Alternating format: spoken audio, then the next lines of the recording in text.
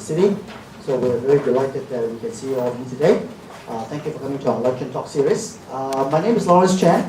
I'm the head of marketing and student recruiting for the MBA programs and the MBA programs of the Chinese University of Hong Kong. Today I'm very pleased to invite one of our colleagues, Professor Joseph Fan, to join us, and he will share his research and his studies about Chinese family business and how to work with them and the issues and challenges. Professor Fan is an expert in corporate governance, corporate finance, especially with regard to family businesses. So he did a lot of research and provide consultations to a lot of family businesses in the Greater China region. So he teaches in MBA and PhD level in the business school of CUHK, and he received his PhD from the University of Pittsburgh in the US. So without further ado, I'll pass the floor to Joseph. Thank you. Thank you, Lawrence. First of all, welcome to Chinese University downtown campus. My name is Joseph Fan. Because I only have 20 to 25 minutes to talk, so I'm going to give a very general description about what are Chinese family business and what are their issues and what are their opportunities. And also, if you are a stakeholder of Chinese family business, how to work with them. So I can only provide 4 points given the time limitation. And the first is, how do we identify that a company is a family business? And the second topic would be families' unique contribution to their businesses. The third one is their key challenge. And finally, governance issue, how to work with them. Can you tell which ones are family business? Bank of East Asia. BMO. Actually, all of them. Actually, most of them are. All of them. Okay, let's take a look. Typically, the way we identify family business is based on 3 criteria. Because I'm not a high-tech person, so I cannot draw a 3-dimensional diagram. But if we just focus on ownership on the vertical axis, from high to low, and the degree of family involvement as employees and managers in particular. Most Asian companies are owned and managed by families. For example, Luncheon in Singapore, Formosa Plastic in Taiwan, Meaningful. Okay, is that better? Yes. Okay, good.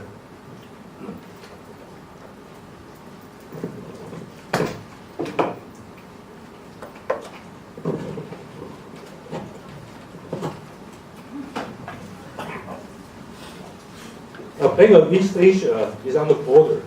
Why is that? Because the Lee family only has almost 8% of ownership of Bank of East Asia after 4 generations of diffusion of family ownership. So it's going upward. But this is only one of the several types of family business. We also have other type of family business. We call this type separate family business, in the sense that their ownership and management are separate. In this dimension, in this quadrant, you have companies like IKEA. These are the group of companies that families still have majority control block, but their management, none of the family members serve as chairman, managers. The family completely exit and management has been handed over to non-family professional managers. You also have companies like Toyota, Kikoman. Typically, many companies in Japan are like this. None of the family has only very little shares, very little ownership, but nevertheless, family members run the company generation after generation. For example, Toyota, the current chairman is a 3rd generation Toyota family member. And you also have companies in this quadrant. We will not call this type of company family firm because families no longer have significant ownership, nor do they involved in day-to-day operation. There's a third criteria, which strictly defines family business, that is succession. Family succession in particular. That is when the founder, the patriarch, pass on the ownership and control to his family member, typically one of the sons. That will define, that will be a most restricted definition of a family business. Otherwise, if we are looking at the first generation company run by multiple family members, ownership by, also owned by several family members, but chances are they may be entrepreneurial, but they are only at the starting stage. Maybe they will evolve into something else, we don't know. About 60, based on our research of 250 families, business families in Hong Kong, Taiwan, and Singapore, about 65% of this family will choose family succession. 50% are from first to generation. Among the 65%, 50% are from the first to the second generation, and the rest are from the second to the third, or even from the third to the fourth. So family succession is very popular in this market. Now, what are the unique contributions by family members to their business? A family business has to be very competitive, otherwise it will be competing away. It will be taken over by non-family, by multinational companies, or even by state-owned enterprise. That says that family business has to be competitive. A lot of people have a wrong impression that family businesses are laid back, they are follow the tradition, not competing in the market, but that's not true. They are highly competitive. And based on our research, family business are particularly the key source of value come from families' intangible contributions to the business. We're talking about value-based leadership. Family members make business decisions based on their cultural value, based on their family values. Those values are not learned from the classroom. Right? They are probably from their upbringing. It's in their head. It's subjective, but nevertheless, it's very good for them to make quick decisions. It could be simply the history of the family, or the history of the city that generate robust power of robust incentive. It could be some specialized skills. It could be relationship, such as political network, or even marriage relationships. Now, all these are intangible input. They are not on the balance sheets or income statements of those companies, but nevertheless, they are the most important source of value provided by families.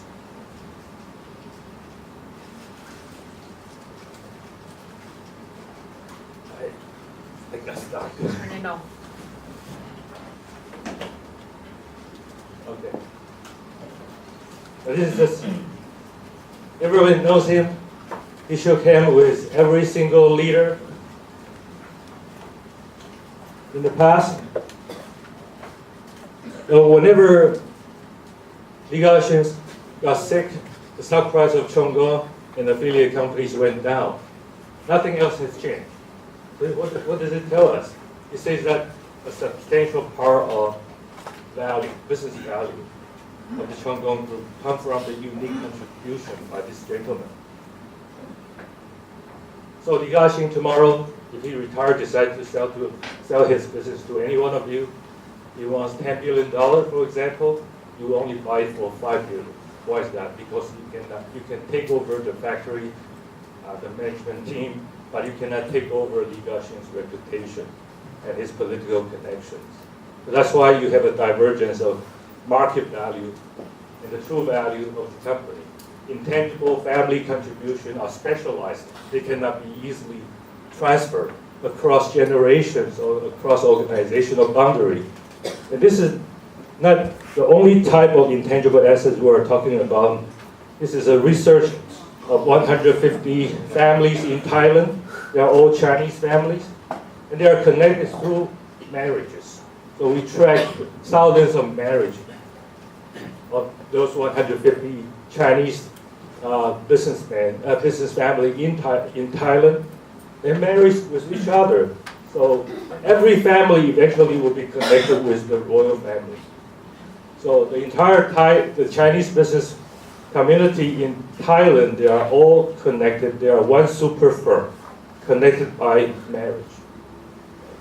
So you don't see this on financial statement, but this is bread and butter of their business success. Because they marry with each other, so they trust each other.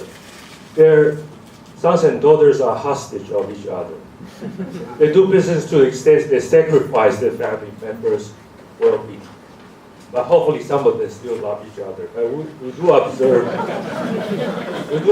lots of mysteries, like second wife, third wife. That's an indication of lack of love. So doing business in emerging market is very difficult. Entrepreneurs have to invest in finance, his personal time, but moreover, family members sacrifice. Non-family member would not do this. So this is why this is another kind of specialized contribution provided by family members, and we have to respect that. And how do I know these are valuable? If you look at the wedding announcement,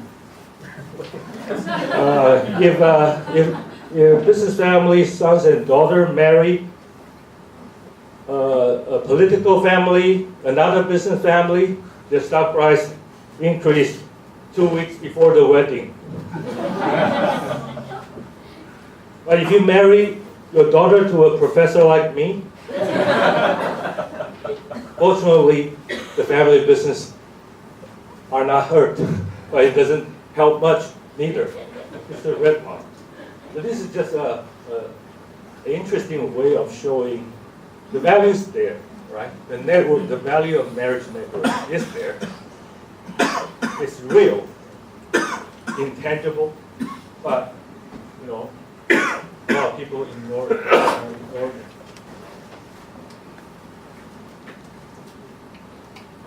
So value-based leadership is another specialized input provided by families and the business founder. Now this used to be the wealthiest businessman in China, Zhongqing Ho. His icon is Chairman Mao, a wise dictator. He never used computer. He doesn't have middle manager. He make order by making telephone or go to the front line himself. And he approve or disapprove subordinate proposal by using a Chinese paintbrush with red ink. Is it approve, disapprove? But we can laugh, but he's the one of the most successful businessmen in China, the wealthiest man in China, right? So he has proved that this works, right? One of the important events that Zhong succeeded was 2 years ago. He entered into a legal battle with Danone, a very well-known conglomerate, auto water, soft drink distributor and producers based in France. Danone went into a joint venture with Zhongqing Ho many years ago. In the joint venture, Danone provided finance and the technological know-how. Zhongqing Ho provide the manufacturing and the selling, marketing. In the joint venture agreement, Zhong agreed to transfer the label, Zhongqing Wahaha, the brand name, to Danone. So Danone thought he has the full control over the brand. But later he found that Zhongqing Ho set up his own factories and producing the same product using the same label. 开小灶. So Danone went crazy and they went to the court accusing Zhong that he has breached the joint venture agreement. And Zhong's strategy was purely leadership, purely value-based. So he went onto the media, the television, to talk to a business reporter, portraying Danone like its French ancestor, trying to invade China again. And he immediately won a lot of support from the population, from the general public, as well as the Chinese court. As a result, Daniel lost all the court, lost in all the court, from bottom to top. They were forced to sell back the 50% ownership at low price to Dongqing. And you don't learn this in business school. Right? This is purely value-based. And we have a lot of this, especially in the first generation, among the first generation entrepreneurs. Not only in China, it's everywhere. This is clearly valuable, but can Zhong's daughter, his successor succeeding in getting, can the daughter of Zhong be a copy of Dongqing? It's unlikely, right? It's very difficult to transfer this value across generation, even to his own children.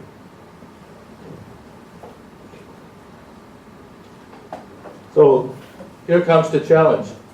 Even though intangible specialized family assets are important to the success of family business, but it's very difficult to transfer. So there's no wonder why founders, patriarch in town, they almost always have to work until the day they die. Look at Run Run Show. He was still in business when he was 102 years old. Of course, you may say that if I'm surrounded by beautiful ladies, I will not retire. But there are other reasons forcing them to stay on to their job until very, very late stage. It's simply because the key to the business success are specialized to the founder. It's very difficult to pass to professional managers, not even only partially to their children. So this poses a great challenge of successions. Not to mention that their children may not share the same value, 价值观, with the founder. So you see a lot of conflict. Even among the siblings, they may not share the same value. They go overseas to study in different schools, different countries. They are married with different people, and when the family size grows, their relationship also go into trouble. And when that happens, it's even more difficult to do the family successions. And we have a lot of that, a lot of examples already. Another type of challenge has to do with roadblocks. I'll talk about them very shortly. We can fix that first. Yeah, that always happens, no problem. So we are not just talking, we're talking about, so this is a research of 250 Chinese families in Hong Kong, Taiwan, and Singapore. And we track their succession from 5 years or 60 months. These are monthly data. 60 months before the chairman retired to 3 years to 3 years after. You can see the public traded companies they control all went down. So all these are big family controlling big companies in this economy. Adjusting for the market, it went down by almost 60% on average. So this says that if you are investors or owners of the business. In the 5-year, in this transition period, every $100 of value, it dissipated away $60, only $40 back.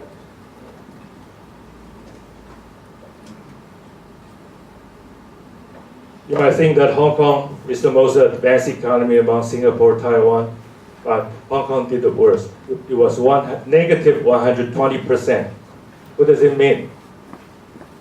For the public traded companies, if you invest or if you own a share that worth $100 5 years before succession, by the time the succession is complete, you lose all of them, all of the $100, and you have to reinvest $20 and lose them all. So in my entire 25 years of research life, I've never seen any more important corporate event their family business succession.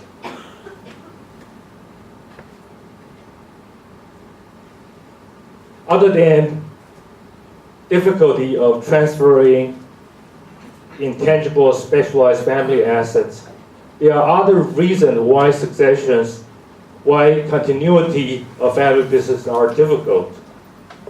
Could be due to some country level institutional factors, such as inheritance tax, and so on.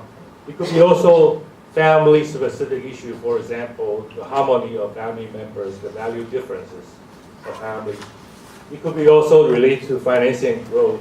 Over time, business may demand, may need external financing by issuing additional equity, but over time, the time you start to borrow money, the time you start to raise equity capital, families start to lose control.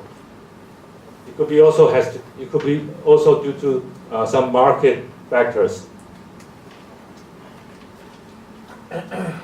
For the interest of time, this is what we call power of number. Over time, a family has more and more members through marriage and having children.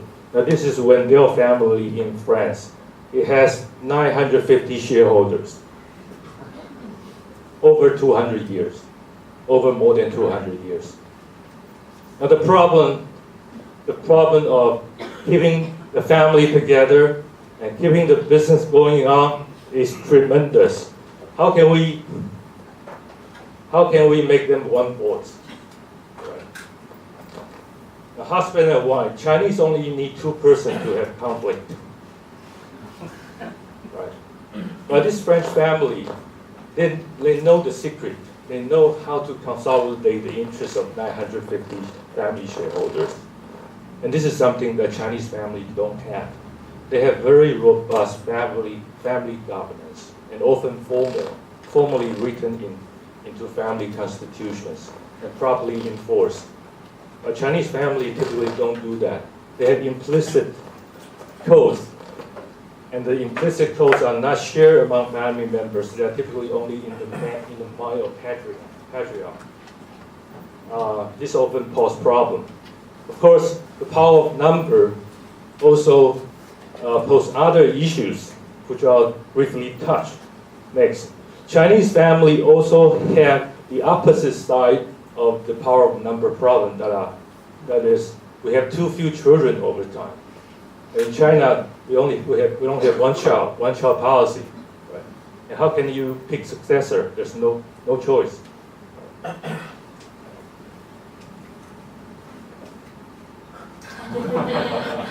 Everybody knows this. So next, come to governance. And I'm going to talk about 3 points. To sustain a Chinese family business, if you're investors, if you're thinking about working for a family business, if you're consultants, if you're banks serving the family business, what should be what should be your focus before you are willing to go to work for them, or before you are thinking about doing business with them? Look at 3 areas. One is ownership, one is family governance, finally corporate governance. Among the 3, the most important is family governance. And this is special, this is unique about family business. In professionally run multinational companies, you don't care about who the CEO's wife is. But in family business, you have to pay attention to the family. Right? They are the most fundamental factor that can affect your well-being as a stakeholders of the family business.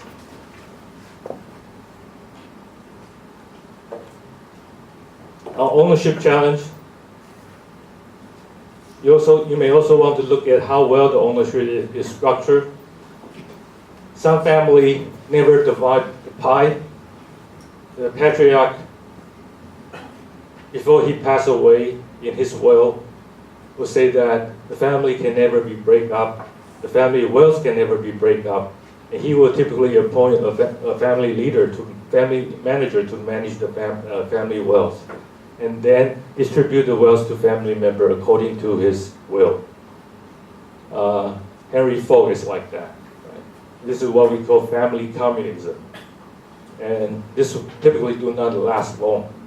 Typically do not last long. If you have this family communism, it's very difficult to work with them. Fighting is unavoidable. It will be like a daily business. And you have to be very careful about which family member you are dealing with. Who is the decision maker? Maybe after you finish a deal today, tomorrow things change. Very unstable. Handover of dividends, this is very common.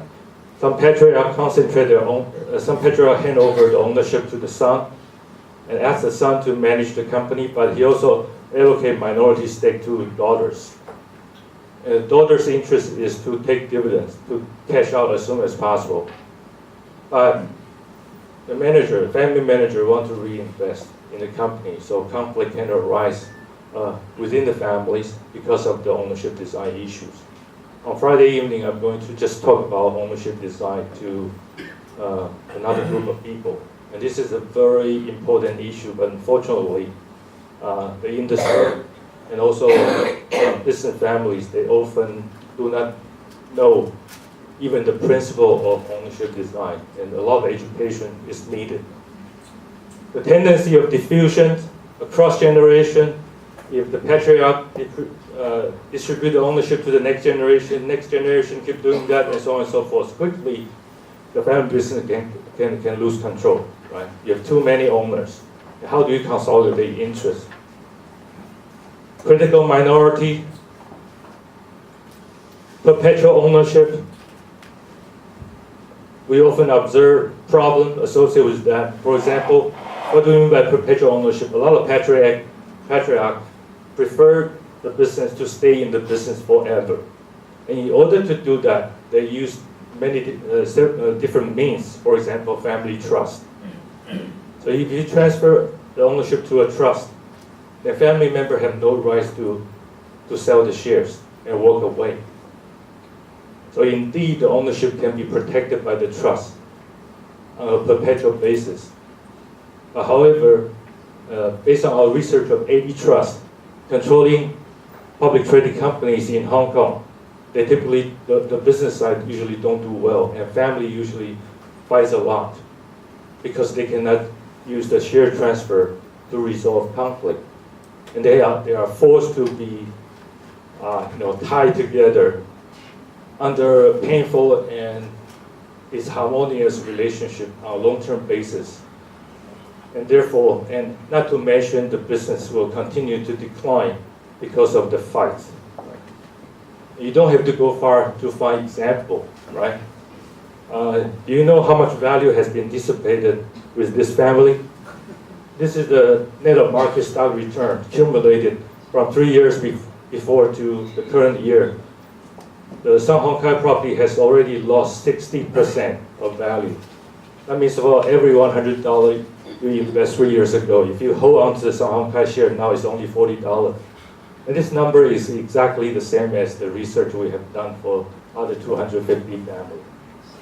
And it's not over yet because they have a trust. They have a family trust. And there's no way out. And all this need to be educated. Finally, corporate governance. Family businesses are typically not transparent for many reasons. Family businesses are usually not only professional managed, but also relationship based. And this often creates a problem. But you want to be professional on the one hand, but you also cherish relationship. And usually the incentive system become very difficult to manage. How do you promote managers? How do you pay managers to encourage both loyalty and also hardworking and professionalism? And you have two groups of people, family managers and non-family professional managers. You cannot pay them the same.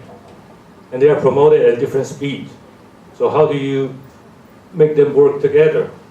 And this is usually a significant issue for family business. And as a result, for those families that do not do well on this, they have difficulty of attracting professionals managers to help them, and their sustainability become problematic. Now, this is just one example. If you are a family member, it only takes a few years before you can reach the top position. But if you are this guy, it takes 25 years if you're lucky, right? Of course, there's a good reason why it takes a long time for if you're a non-family, and your promotion will be fast if you're a family. Not just because you are the son of the boss. It's also because you think about the role, the duty of the successor. The successor is succeeding the intangible values, right? It doesn't need to be to be very good in managing, very good in manufacturing, finance. His successor's most important task is to transfer value and vision, be the seeds of family values. And he started this value transfer since he was young, right? Over the dinner table, bit by bit, going to church together, and so on and so forth. So it's not just this 7 years. This 7 years just to introduce them to everybody, right? In different departments. But the serious thing is for him is to carry on the value that start in the family and continue in the family. Whereas this guy, he needs to work a long time to be adjusted to the corporate culture, right? And also to learn the needed professional know-how before he can reach the top. And because he cannot reach the top, really, the top is reserved for this guy. So you have to pay this guy a lot to keep him, right? Otherwise, so for a comparable position in a family firm, you have to pay this guy much more than another guy at the same position in another non-family company. So it is wrong to say that family firm pay their managers a full salary. Indeed, we have some of them, but for those more successful family businesses, they usually reward their top manager a whole lot, to try to keep them because their promotion is slow, but also because they cannot reach the truly very top position.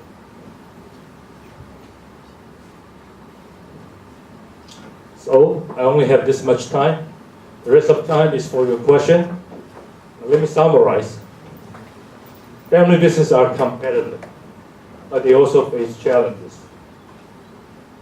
To sustain a family business, there's a host of issues that we need to pay attention to. Every stakeholder can help, including myself as an educator. We need to promote our knowledge to a broader audience. Because this family and their stakeholders, they don't naturally come to our classroom. So we have to go out, like today, we have to tell you what's going on and raise the attention so that you guys can also be the seeds of communication of this knowledge.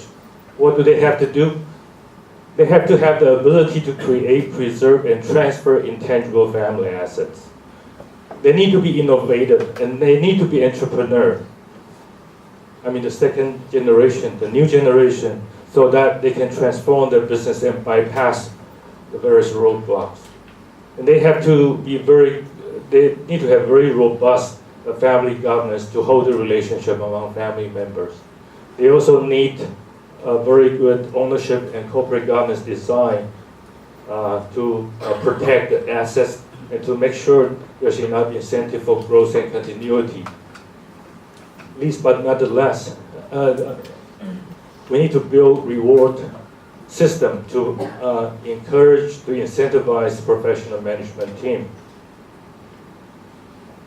Finally, if you have further interest, a little promotion of my book. But this one is catering. Most of my writing are in simplified Chinese, even though I'm from Taiwan. It is because I have to write for the mainland Chinese entrepreneur. They have a much, much bigger problem than us in Hong Kong and in Taiwan. and it is to come, right? We have seen a lot of signs of problem. They face a more hostile business environment, more restrictive family structure, and most important, there is a lack of value in China, and everything is going against business family in China. So it is very important for us to educate them. And that's why the book, unfortunately, is in simplified Chinese. If you are interested, if you read simplified Chinese, you can contact us. Thank you very much. Thank you very much, Joseph. Your research and findings was extremely interesting. 2 points to clarify, because I think at the beginning of the talk, Joseph mentioned that you could not learn a lot of these things in business school. It's not true. You can learn in the CUHK business school, not in every business school. And yes, but by the way, we actually do have a good number of students in our MBA and MBA programs who are from family business. Many of them actually study in top universities in the US. They had worked for large multinationals, and then they would want to come back and pick up a different type of knowledge and systems, and to prepare themselves to lead the family business in the future. Some are doing quite well. Of course, some are struggling, as you mentioned. There are big issues and challenges lying ahead in front of the family companies. And I was very interested about the chart that you showed about Thailand, because I trust one of my recent students were in that chart, because she was a Thai student who came to our MBA programs a few years ago. And I guess she has returned to Thailand and took up the family company, because his father actually owns quite a few hotels and steel factories and many different things in Thailand. So I trust she's probably in that BC chart anyway. Well, anyway, thank you again, Joseph, for sharing with us your interesting and insightful findings and research about family business. It's very important in our world. So I would like to invite anybody who have questions. We are very casual here, so you can ask Joseph and we can discuss any questions that you may have interest. So,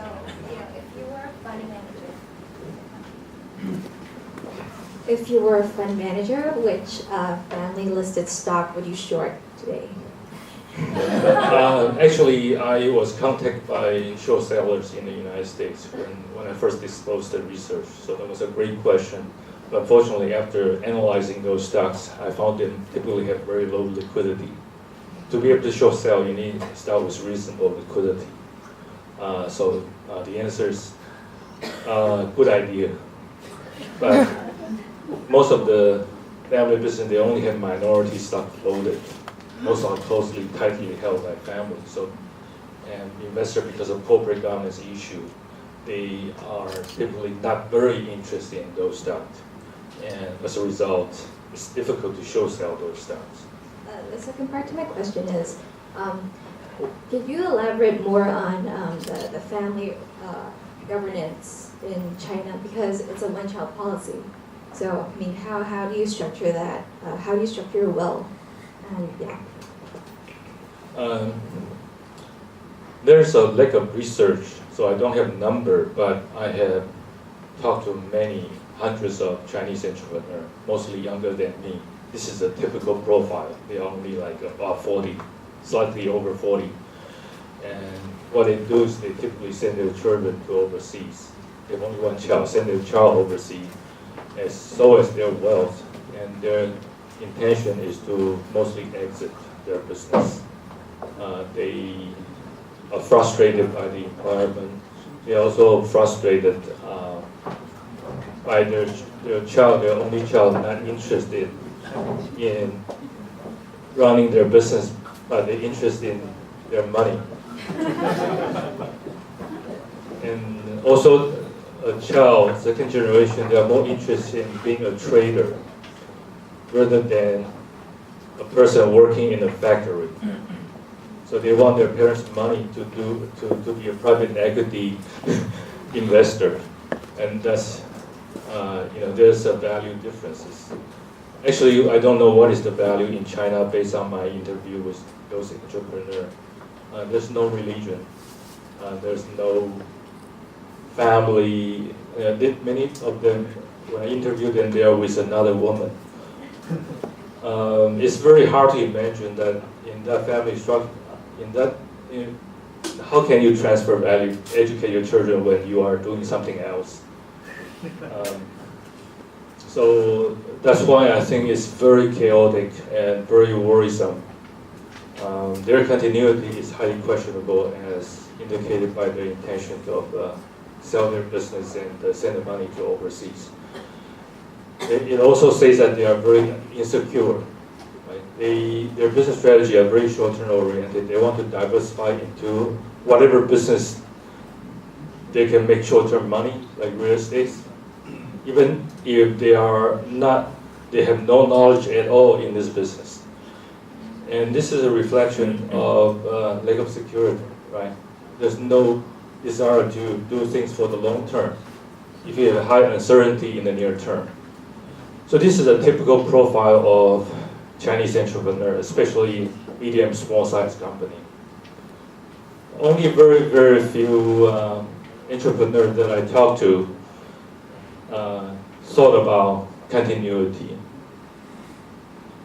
but they have not provided me their answer. They don't know,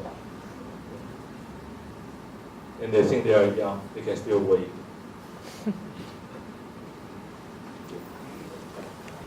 As you mentioned in the slide, one of the key issues about transferring is the intangible assets in the family business. So what do you think, can you share with us, what do you think are the critical success factors for successful succession planning?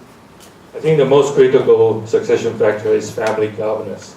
Family members, either across generation and also among the second generation, next generation, must have a very good relationship and must know how to communicate and must have a mechanism to resolve, a system of governance to resolve differences and conflicts. Without that, family will not be able to provide their unique contribution to their business, so their business should belong to others. So family governance is the most important, and as you see that the most successful family business in town, the problem doesn't come from the business side. They're typically coming from the family sides, right? Which hurt the business eventually. So family governance, I think, will be the most important and fundamental work that all the Chinese family, not just the business family, even my family, has to work on. And this is a long-term thing.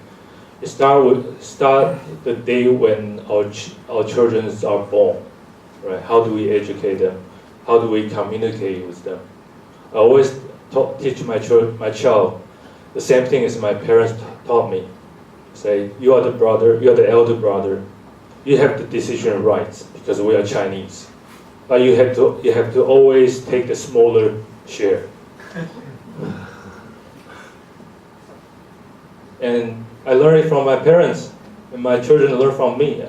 It starts from day one. You cannot wait until the last day when you and you have to find lawyers. Do you find any significant difference between the operation of family business under the Western and the Oriental culture? The most important difference, again, is family governance. Sustainable European and American business family, they always have formal, written, and enforceable, and also evolving family governance system. Using that system to harmonize relationship, to communicate, and also consolidate interest. And this is very lacking among Chinese families. So therefore, other differences also revealed, right, because of these fundamental differences. Another difference, which I argue is less important but also significant, is the use of legal instrument. The Western families are more sophisticated in using instruments such as trust or foundation, whereas trust and foundation is a new tool to Chinese family. We use them because a bank approaches us and say, hey, you have so much wealth, don't you worry that your children may divorce? and his wife would take the other half. And subject to this constant threat, the family agreed to transfer the asset into a trust.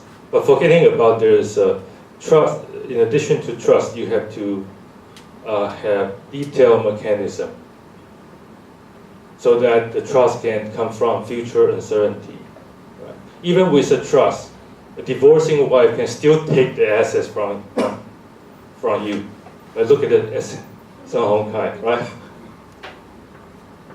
And trust, you have to decide on how do you set up a decision mechanism business, right? Who make investment decision, right? You need to have a board in the trust. When can you dissolve the trust? Because the business environment and the family situation will change every day. Now, during some state of nature, you have to dissolve the trust and make the share transfer, relocate the shares and assets to accommodating the future situation. But Chinese family, especially the patriarch, they ignore those. So we are not yet ready and prepared for using Western instrument. That's another example of differences.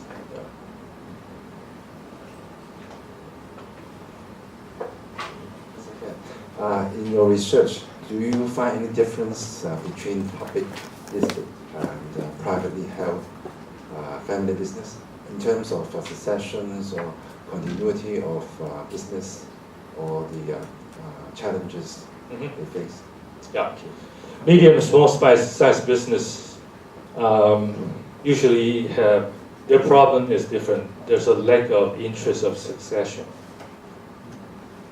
Because the wealth, the business size is small, right? It's hard work. So brain drain is an issue for medium and small size business. Family fights for wealth is a less significant issue. Family fights are typically among bigger family with and/or with bigger business. But let's say that small and medium-sized business, they also face a different sustainability issue. Other than roadblocks from the family level, for example, brain drain, they also face changing environment issue, right? They are smaller, they have less resources, they are less well connected, they have to pay high rent, they have to face new regulation, increasing labor costs, anything can kill them. So roadblocks will be more substantial for medium, small size business compared to the bigger one.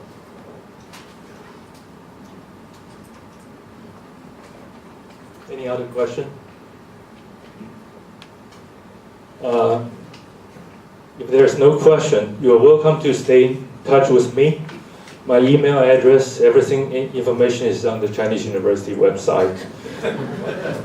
There's no secret. I even disclose my wife and my 2 children. I'm very That's proud part of my your family governance by disclosing that. So you will not be approached by the others. Okay, very nice to be with you. Thank you very much. So thank you for coming, and well, thank you again, Joseph. So hope to see you next time. Thank you.